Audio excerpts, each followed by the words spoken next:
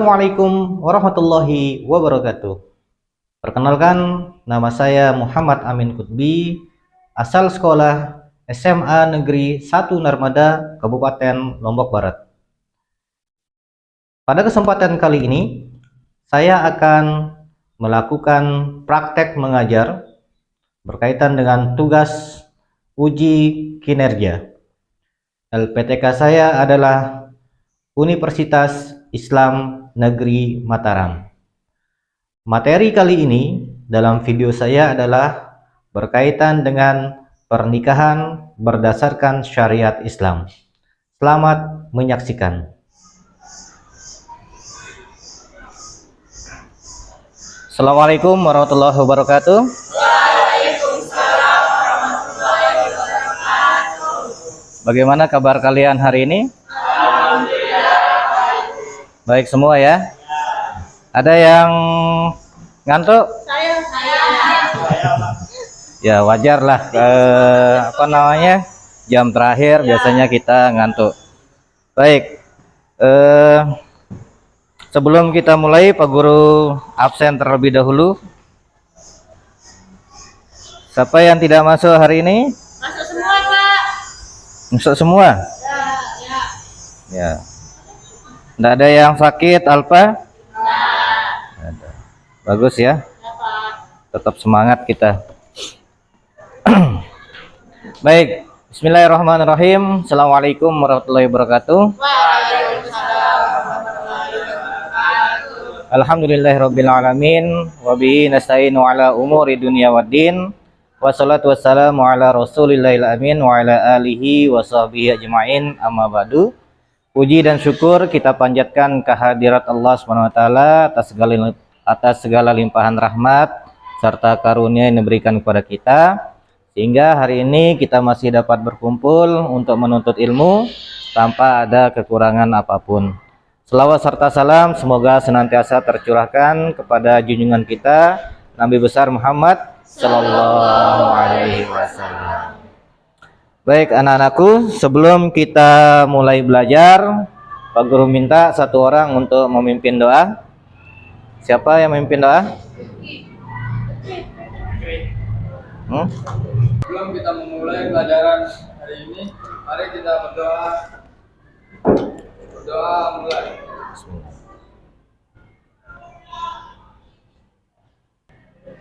Berdoa selesai.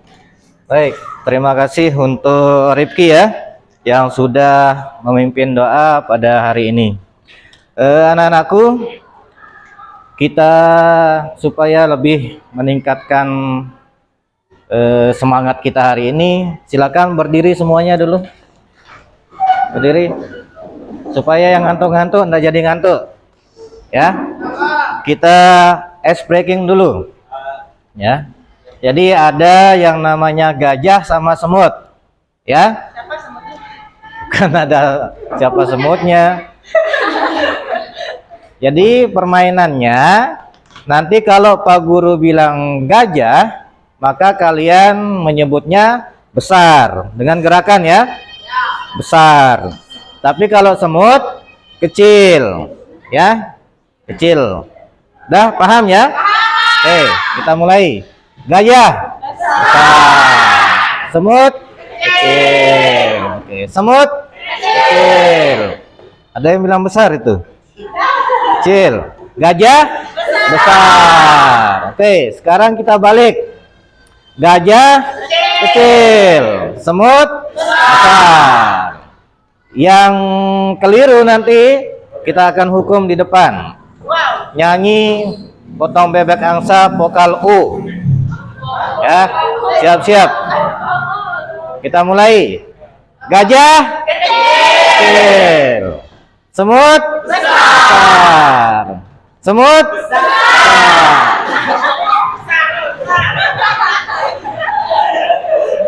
Oke, sekali lagi ya. Konsentrasi.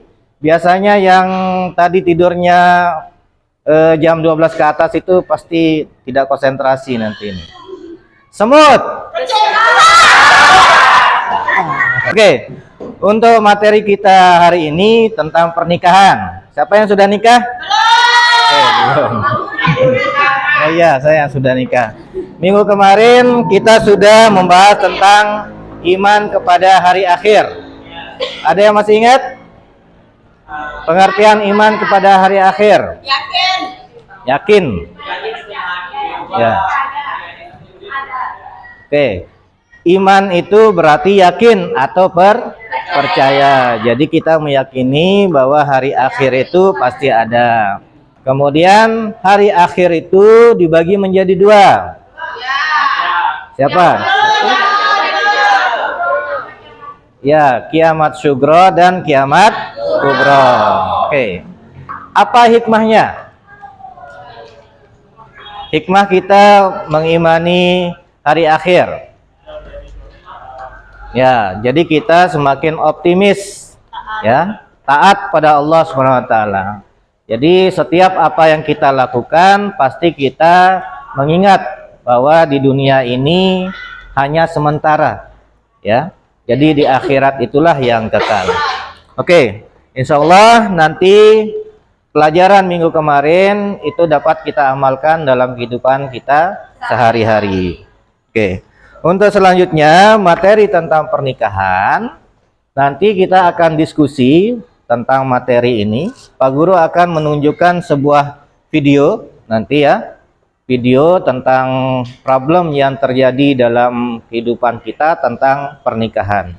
Nah, nanti kalian diminta untuk diskusikan ya permasalahan itu. Bagaimana itu nanti kalian diskusikan problemnya apa, kemudian solusi yang bisa kalian berikan untuk problem tersebut atau masalah tersebut. Ya. Oke. Nah, sebelum kita mulai, Pak Guru akan memperlihatkan di sini tujuan dari kita mempelajari tentang pernikahan berdasarkan syariat Islam. Yang pertama, mengidentifikasi ketentuan pelaksanaan pernikahan berdasarkan syariat Islam dengan baik dan benar, menyajikan paparan tentang ketentuan pelaksanaan pernikahan berdasarkan syariat Islam dengan baik dan benar, kemudian menjelaskan ketentuannya, kemudian menganalisis ketentuan pelaksanaan pernikahan berdasarkan syariat Islam, kemudian mengevaluasi ketentuan pelaksanaan pernikahan berdasarkan syariat Islam. Jadi pada intinya, setelah kalian mempelajari tentang materi pernikahan ini, kalian nanti bisa mempersiapkan diri. Bukan langsung nikah ya? Ya. Jadi mempersiapkan diri. Bagaimana tata cara pernikahan yang sesuai dengan syariat Islam. Ya, harus ada syarat-syaratnya, kemudian pernikahan itu bisa dilaksanakan. Jangan sampai syarat itu tidak terpenuhi, sehingga pernikahan itu tidak sah secara agama maupun ketentuan hukum Indonesia. Oke? Pak Guru akan tunjukkan videonya. Setelah itu kalian akan diskusikan. Masalah besar yang sering terjadi di 10 tahun usia pernikahan. Masalah yang pertama yang biasanya dihadapi adalah merasa bosan hidup bersama. Banyak suami istri yang sering terjebak dengan kondisi ini. Apa sebabnya? Kejenuhan atau kebosanan sering melanda pasangan suami istri karena kehidupan yang monoton. Awas ya, rasa bosan ini bisa menjadi pemicu pertengkaran dan juga perselingkuhan. Yang kedua adalah menurunnya gairah seksual. Masalah ini disebabkan oleh banyak faktor. Bisa performa suami istri, anak, stres, emosi, bahkan tekanan dalam pekerjaan. Niatnya sih hanya off sebentar, tapi kelamaan urusan ranjang kalah sama apapun. Selanjutnya adalah badai perselingkuhan. Semakin lama usia rumah tangga, semakin banyak pula masalah yang ada. Bukan lagi antara Anda dan juga pasangan, melainkan orang ketiga yang hadir di tengah keluarga Anda. Siapa lagi kalau bukan selingkuhan? Rumah tangga yang terbilang baru atau lama sekalipun bisa kena badai perselingkuhan ini.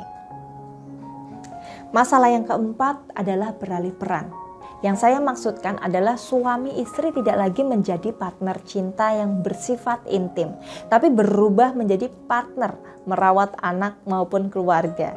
Jika sudah demikian, butuh usaha lebih agar romantisme Anda dan pasangan tidak hilang begitu saja. Dan yang terakhir, yang kelima adalah toleransi dan perhatian ikut menurun. Ini saya katakan sebagai imbas dari masalah yang sudah saya sebutkan tadi. Bukan makin sabar dan saling memahami, suami istri malah sering salah paham. Selain itu, perhatian satu sama lain juga sudah mulai berkurang. Tidak seperti dulu.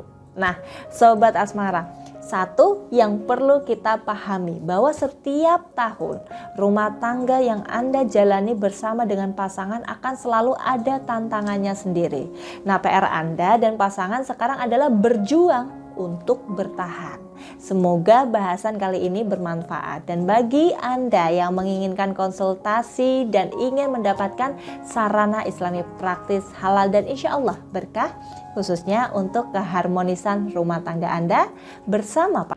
Oke, itu permasalahan yang ada pada video tersebut. Silakan nanti kalian akan diskusikan. Berikutnya kita akan bagi kelompoknya, ya. Kita bagi kelompoknya, bagi 4 saja. Nanti hitung dari 1 sampai 4, ya. Mulai dari sana. 2, 3, 4. 1, 3, 2, 4. Oke, silakan gabung dengan masing-masing kelompoknya. Kelompok 1 sebelah sana, kelompok 2, kemudian kelompok 3 dan kelompok 4. Silakan.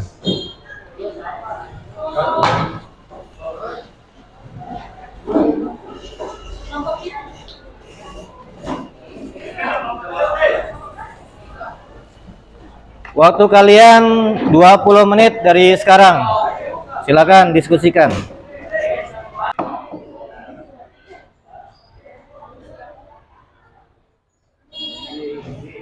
Namanya lo.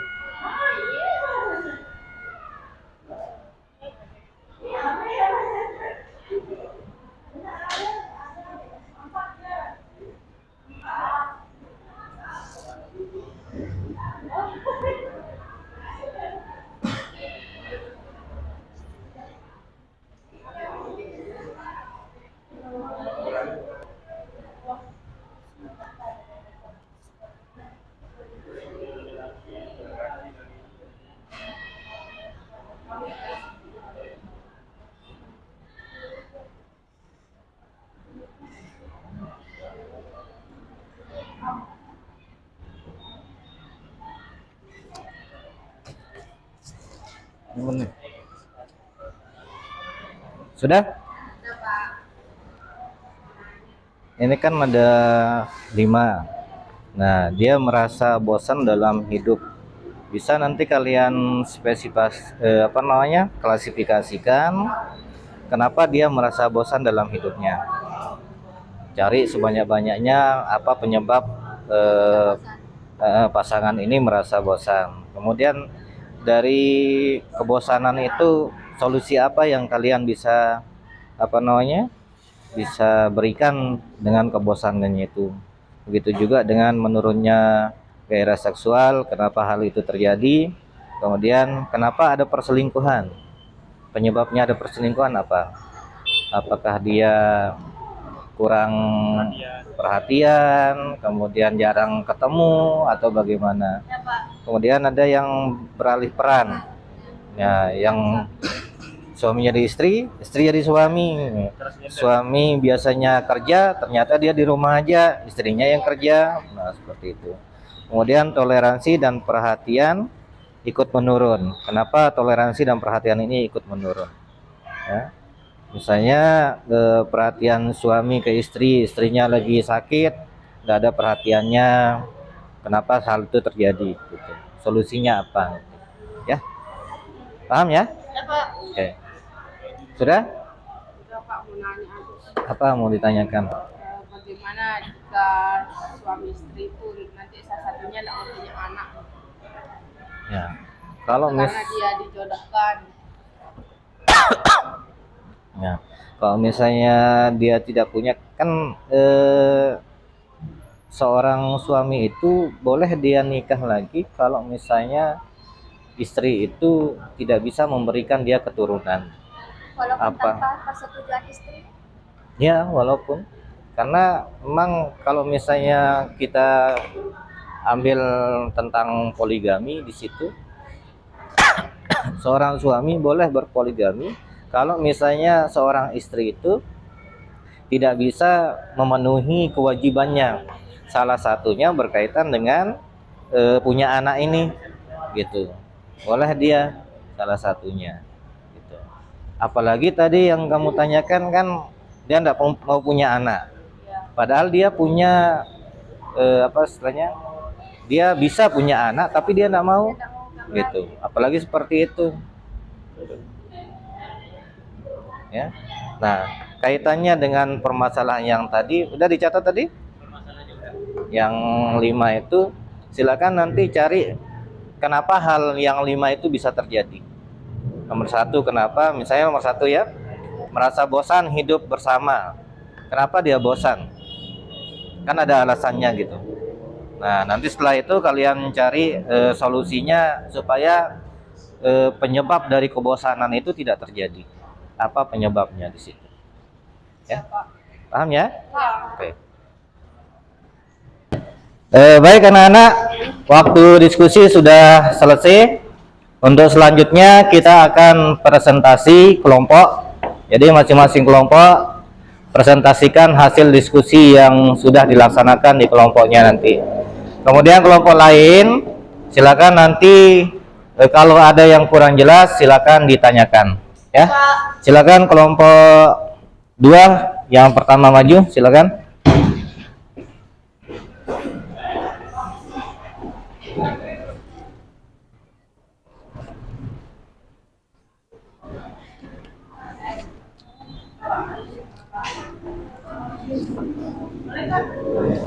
Assalamualaikum warahmatullahi wabarakatuh. Waalaikumsalam. Kami akan menjelaskan sedikit penyebab dan solusi dari 5 masalah yang pernikahan setelah lama pernikahan 10 tahun. Akan langsung penyebab dan solusinya akan dibacakan oleh Amel. Di sini kan ada 5 permasalahan tadi yang sudah disampaikan oleh Pak Guru yang itu kan. Yang pertama itu merasa bosan dalam hidup. 2, menurunnya gairah seksual. Yang ketiga, badai perselingkuhan. Yang keempat, beralih keras. Yang kelima, toleransi dan perhatian ikut menurun. Di sini saya akan menganalisis solusi dari setiap masalah yang ada. Masalah yang pertama itu merasa bosan hidup bersama. Mungkin salah satu solusinya itu dengan menghidupkan suasana baru di dalam kehidupan rumah tangga. Kan setiap hari itu kan kita ketemu sama dia, terus hidupnya itu kan monoton. Jadinya diangin buat hidupin suasana baru biar tak merasa bosan terhadap sesama pasangan. Terus yang kedua itu ada pada perselingkuhan. Mungkin solusi di sini itu yang istrinya itu mungkin bisa merubah penampilannya agar pasangan yang cowoknya itu bisa lebih sayang gitu terhadap pasangan istrinya itu. Terus yang ketiga itu ada beralih peran. Di sini posisinya itu yang suami jadi istri, yang istri ngambil posisi suami kan. Nah, solusinya itu seharusnya itu setiap pasangan itu sudah sadar terhadap posisi masing-masing, di mana suami itu sudah seharusnya sebagai kepala rumah tangga dan istri itu sudah seharusnya sebagai ibu rumah tangga. Terus yang keempat itu menurutnya gangguan seksual. Mungkin salah satu faktornya itu karena faktor umur juga. Terus solusinya itu hampir sama yang kayak permasalahan yang bosan hidup bersama itu. Sang istri bisa lebih memperhatikan perhatiannya. Mungkin sang suami maunya kayak gini, gitu. Begitu pun dengan suaminya. Misal istrinya itu suaminya itu maunya kayak gini, suami itu harus gitu. Ya. Terus yang kelima itu toleransi dan perhatian ikut menurun. Mungkin bisa meluangkan waktunya juga lebih memperhatikan terhadap pasangan sama. Mungkin itu ada yang bisa kelompok kami sampaikan. Kalau ada yang kurang bisa Silakan, ada kelompok yang mau bertanya? Ya, kelompok 4. Ya, kelompok 4. Silakan kelompok 4 ya.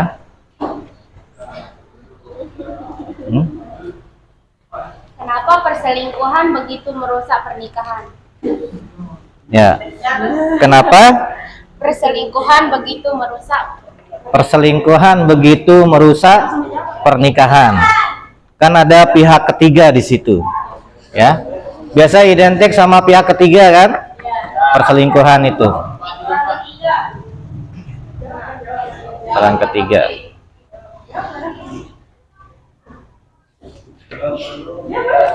Karena dengan adanya perselingkuhan, kepercayaan di antara pasangan tersebut akan runtuh dan terjadilah masalah yang lebih besar setelahnya.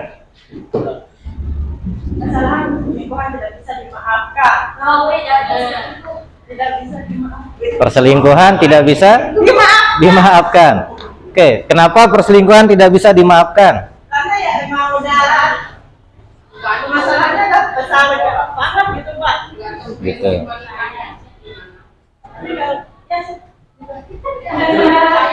Ada yang lain? Yang bisa nanyakan tentang pertanyaan, ada yang bisa nambahin? Ada yang mau nambahkan? Ya.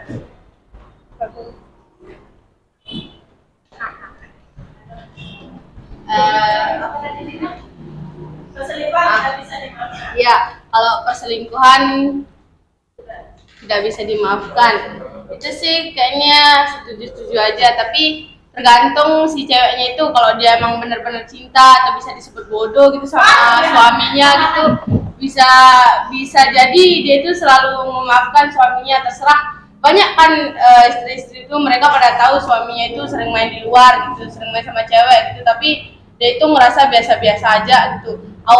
Awalnya itu dia udah terbiasa, kedua, ketiga, jadi lama-lama kebiasaan. Nah, itu udah bisa dimaafkan kan, bisa jadi udah dimaafkan. Nah, lama kelamaan itu bisa jadi dia itu udah bosan. Nah, dari situ tuh udah mulai titik puncaknya gitu, baru bisa kita bilang perselingkuhan itu tidak bisa dimaafkan kalau permasalahannya itu sudah berlipat-lipat gitu. Terima kasih.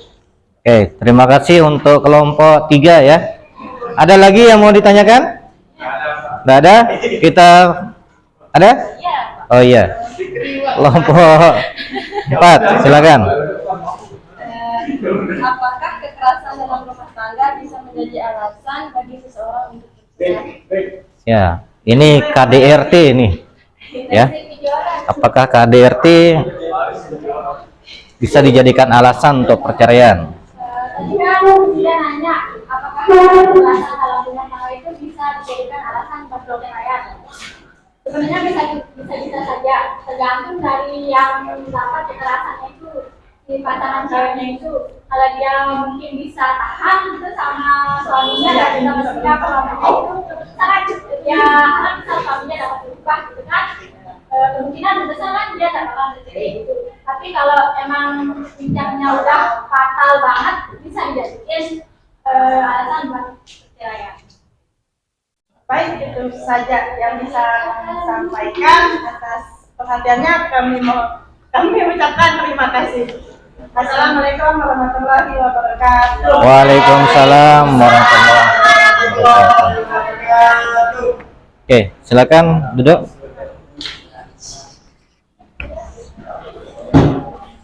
Terima kasih kami ucapkan untuk kelompok 2 ya, yang sudah presentasi sangat bagus sekali.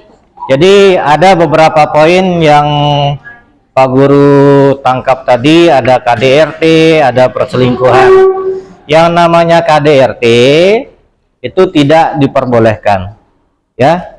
Bisa itu dijadikan alasan sebuah perceraian itu terjadi. Karena kita seorang suami itu harus memuliakan istri kalau ingin dimuliakan, ya. Kuncinya rezeki seorang suami itu ada pada istrinya, gitu. Tapi jangan kayak Pak Guru pernah lihat di slogan di sebuah truk, suksesnya seorang suami ada pada istri. Semakin banyak istri, semakin sukses suami. Nah, jangan seperti itu, ya. Jangan ditiru, itu tidak bagus. Satu aja tidak habis-habis, mau nambah lagi, ya. Itu kaitannya sama poligami. Ada syarat-syaratnya kalau poligami. Oke, selanjutnya untuk presentasi kelompok 3, silakan maju. Moderatornya siapa? Ya, silakan. Moderator. Bapak.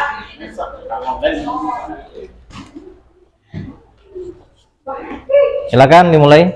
Bismillahirrahmanirrahim. Assalamualaikum warahmatullahi wabarakatuh. Waalaikumsalam warahmatullahi wabarakatuh. Jadi kami dari kelompok 3 akan mempresentasikan tentang indahnya memahligai rumah tangga yang menonton itu kepada permasalahan 10 tahun terakhir pernikahan, 10 tahun awal pernikahan yang akan dijelaskan oleh Nadia. Solusi yang harus kita selesaikan. Ya, solusi yang harus kita selesaikan. Solusi yang harus diselesaikan dalam pernikahan. 1. Merasa bosan hidup bersama. Solusi yang harus diselesaikan adalah membangun komunikasi yang nyaman dan menyenangkan. Terus yang kedua, menurunnya gairah seksual. Bisa mengubah penampilan. Istri harus terlihat cantik supaya suami tidak berbalik kepada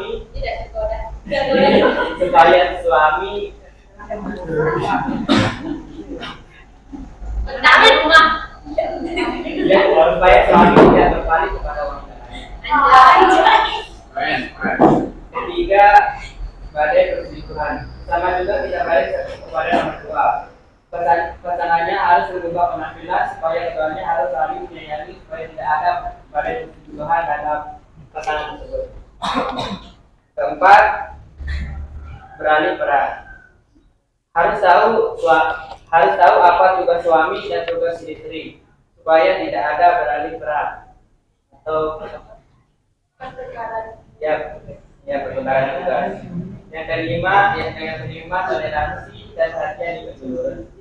Istri harus menaati apa yang dikatakan suami supaya suami tidak akan mengalihkan perhatiannya ke orang lain.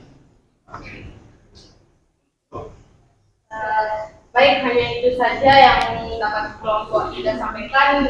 Kalau kurang jelas bisa ditanyakan. Kelompok yang mau bertanya, silakan. Ya.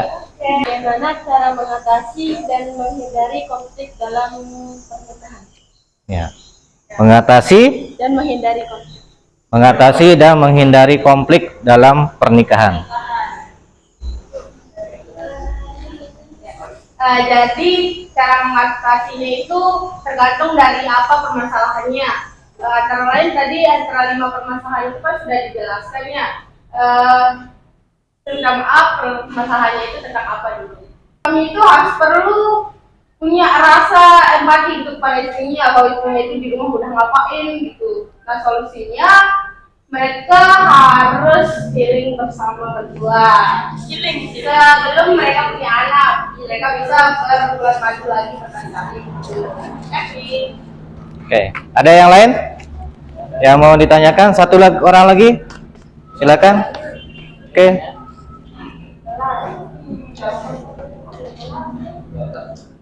Silakan didengarkan kelompok 3. Saya akan bertanya, kenapa komunikasi itu sangat penting dalam keluarga, dalam rumah tangga? Ya. Kenapa komunikasi itu penting dalam rumah tangga? Kenapa komunikasi itu penting? Sebelum beranjak ke komunikasi penting dalam rumah tangga itu, kita lihat diri kita sendiri dulu. Bagaimana kita harus berkomunikasi dengan sesama teman gitu. Sebenarnya kita tidak berkomunikasi sesama teman, otomatis kita kan sering menyendiri kan ya, sering jarang keluar sama teman gitu. Jadinya kita tidak tahu arah mau kemana. Misal mau masuk ke ini itu, kita tuh harus punya teman. Nah, sebelum kita beranjak ke pernikahan dulu, kita harus mempelajari diri kita sendiri dulu. Bagaimana sih cara kita buat bisa nyambung sama suami itu. Jadi kita itu harus penting banget yang namanya komunikasi sama suami. Terima kasih atas pertanyaan yang sudah kami tampung, dan mohon maaf bila ada kesalahan. Bila tertutup hidayah, wassalamualaikum warahmatullahi wabarakatuh. Waalaikumsalam. warahmatullahi wabarakatuh. Oke, terima kasih untuk kelompok 3 ya. Kita kasih aplaus dulu. Luar biasa, singkat, padat, dan sedikit jelas. Jelas lah ya. Oke, jadi pernikahan itu berkaitan dengan apa yang disampaikan oleh kelompok 3. Banyak solusi yang diberikan ya. Nanti kalau kalian ketemu dengan permasalahan-permasalahan yang tadi itu, ada 5 ya? Ada 5, silakan bisa diambil solusi yang ditawarkan oleh teman-teman kalian. Misalnya bosan, ya healing lah, jalan-jalan gitu. Belum punya anak, ya segera mungkin lah punya anak.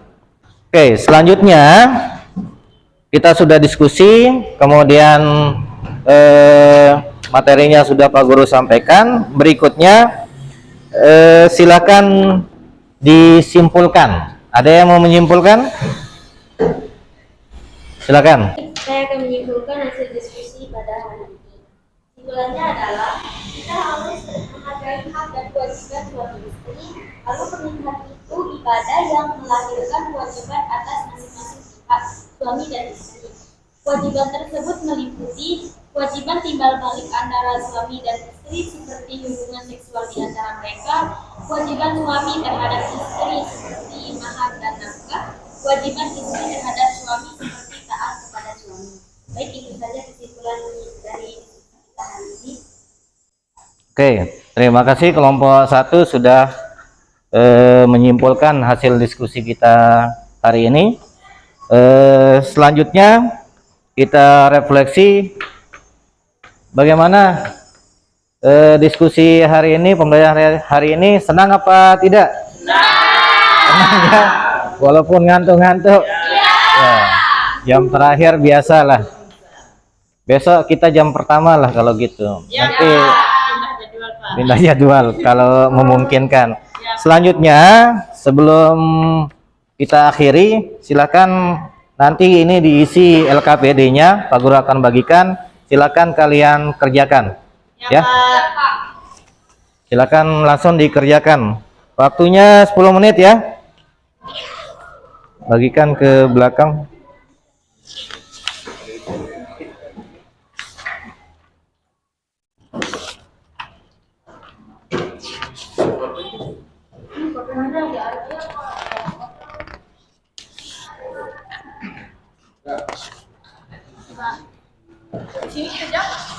Ya, langsung dijawab di situ.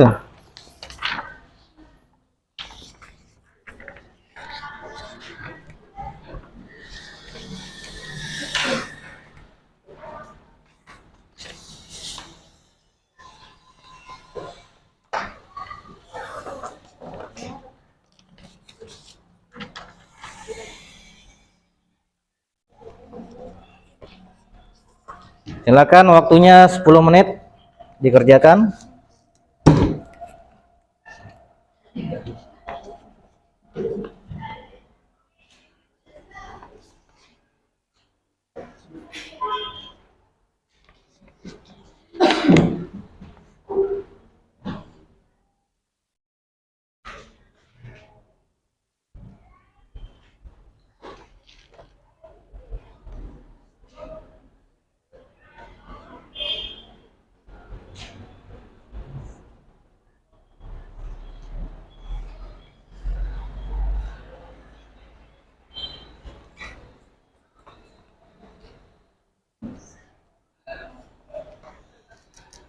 Oke, sudah?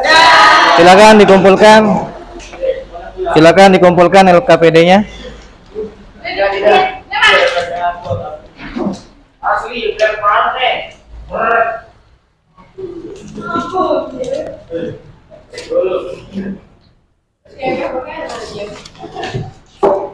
Baik, semua sudah mengumpulkan ya LKPD-nya. Alhamdulillah. Ya. Baik, sebelum kita tutup pembelajaran kita hari ini, jadi Pak Guru ingin memberikan sebuah motivasi. Pada intinya dengan materi ini kita bisa mempersiapkan diri kita untuk ke jenjang pernikahan. Banyak yang harus kita persiapkan, terutama mental kita harus siap, karena yang namanya pernikahan kita akan menerima kekurangan-kekurangan pasangan kita. Kalau misalnya pada saat kita sebelum pernikahan kita mengenalnya yang perfectnya saja, yang bagusnya saja, tapi ketika sudah kita menikah maka kita harus siap dengan kekurangan yang dimiliki pasangan kita. Selanjutnya nanti untuk di rumah silakan dikerjakan tugasnya halaman 80 ya, tentang pernikahan. Di situ yang pilihan ganda sama isinya silakan dikerjakan. Kemudian terakhir nanti kalian cari tempat orang nikah. Ya. Misalnya ada orang pernikahan di situ, datang di situ. Kalian evaluasi atau analisis apakah sudah sesuai dengan syariat Islam. Misalnya walinya sudah ada, kemudian saksinya sudah ada, mempelai laki-laki sudah ada, mempelai perempuan sudah ada, maka sah dia untuk menikah. Kalau tidak ada itu, misalnya mempelai wanitanya ada tapi mempelai prianya tidak ada, dia kabur, misalnya kayak di YouTube itu kan ada yang kabur mempelai prianya ternyata digantikan sama temannya gitu. Kayaknya harus hati-hati kalian di situ. Pak, ya. Kalau orang nikah itu kan kayak yang di Instagram itu suaminya aja di tempat pernikahannya itu, terus istrinya ada yang belum keluar. Ya, nggak apa-apa nih kayak gitu. Di Maksudnya? suatu ruangan gitu ditanya. Ya, kan Oh, iya. Setiap kabel itu tapi istrinya nggak ada, di sampingnya belum keluar. Tapi kan ada istrinya di situ, nggak ada masalah, nggak apa-apa. Jangan dikasih kabur makanya istrinya, ya. Itu ya. Jadi silakan dianalisis, kemudian dievaluasi berkaitan dengan pernikahan di dekat-dekat rumah kalian. Kalau nggak ada pernikahan, ya harus ada. Ya sama ada. Baik, sebelum kita akhiri, kita tutup dengan sama-sama membaca hamdalah. Alhamdulillahirrahmanirrahim. Terima kasih atas partisipasi luar biasa kalian. Pak Guru akhiri, wassalamualaikum warahmatullahi wabarakatuh.